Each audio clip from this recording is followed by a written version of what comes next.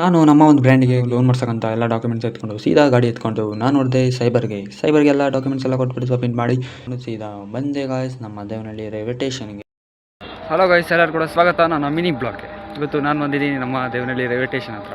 ಇಲ್ಲಿ ಫುಲ್ಲು ನೆಮ್ಮದಿಗುರು, ಯಾವನೂ ಇಲ್ಲ ಇಲ್ಲಿ. ಒಂದಿಬ್ಬರು ಅವರೇ, ಒಂದು 3-4 ಟ್ರೈನ್ಗಳು ಬರ್ತದೆ, ನೋಡ್ಕೊಳ್ರಿ, ಇದು ಕೂತ್ಕೊಳ್ರಿ ಅಷ್ಟೇ. ನೋಡ್ರಿ, ಒಬ್ಬರು ಇಲ್ಲ, ಯಾರೋ ಒಂದಿಬ್ಬರು ಅವರೇ ಅಷ್ಟೇ. ಹಾಗೆ ಒಂದು ಸ್ವಲ್ಪ ಹೊತ್ತು ಕೂತ್ಕೊಂಡು ಟ್ರೈನ್ ಬರುತ್ತದಂತ ಕಾಯ್ಕೊಂಡಿದ್ದೆ ಗಾಯ್ಸ್. ಹಂಗೋ ಹಿಂಗೋ ಟ್ರೈನ್ ಬರ್ತು ಗಾಯ್ಸ್. ಟ್ರೈನ್ ಬಂದಿದ ತಕ್ಷಣ ಟ್ರೈನ್ ನೀಟಾಗಿ ನೋಡ್ಕೊಂಡು ನಾನು ಹೋದೆ ಸೀದಾ ಹತ್ರಗೆ. ಹಂಗೆ ಯಲಹಂಕಕ್ಕೆ ಹೋಗುತ್ತೆ ಅನ್ಬಿಟ್ಟು ಸೀದಾ ಹತ್ಬಿಡೋಣ ಅನ್ಕೊಂಡಿದ್ದೆ. ಪಕ್ಕದಾಗೆಲ್ಲ ನೋಡ್ತಾ ಇದ್ರು, ಬೇಡ ಟ್ರೈನ್ ವಾಪಸ್ ನಾನೇ ಕಳಿಸಿದ ತಕ್ಷಣ ವಾಪಸ್ ಬಂದೆ.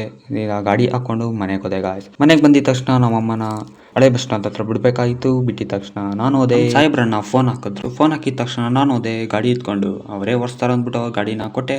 ಸೀದಾ ಕರ್ಕೊಂಡು ಹೋದ್ರು ನನ್ನ ಮೈಯೂರು ಬೇಕ್ರಿ ನೋಡ್ರಿ, ಅವರು ತಿಂತಾ ಇದ್ರು.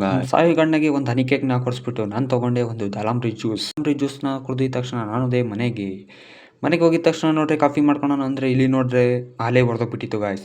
ಹಾಲು ಹೊರದಾಗಿರೋದನ್ನ ಪನ್ನೀರ್ ಮಾಡ್ಬಿಟ್ಟು ಅದೇ ಪನ್ನೀರ್ನ ನೀಟಾಗಿ ಒಂದು ಬಾಲ್ನ ಮಾಡ್ಕೊಂಡು ಅದ್ರಿಗೆ ಹಾಕಿದೆ. ಬಿಸಿನೀರಿಗೆ ಹಾಕ್ಬಿಟ್ಟು ಒಂದು ಸ್ವಲ್ಪ ಸಕ್ಕರೆ ಹಾಕ್ಬಿಟ್ಟು ರಸಗುಲ್ಲ ಮಾಡಾಕ್ದೆ ಗಾಯ್ಸ್. ಸೀದಾ ರಾತ್ರಿ ಆಗಿದ ತಕ್ಷಣ ನಾನು ಹೋದೆ ನಮ್ಮ ಶ್ರೀದೇವಿ ಭವನ್ಗೆ ಹೋಟೆಲ್ಗೆ. ಹೋಗಿದ ತಕ್ಷಣ ಒಂದು ಟೀ ಕುಡ್ಕೊಂಡು ಅಲ್ಲಿ ಕೂತ್ಕೊಂಡಿದ್ದೆ ಗಾಯ್ಸ್. ನೆಕ್ಸ್ಟ್ ವಿಡಿಯೋದಲ್ಲಿ ಸಿಗೋಣ. ಜೈ ಕರ್ನಾಟಕ.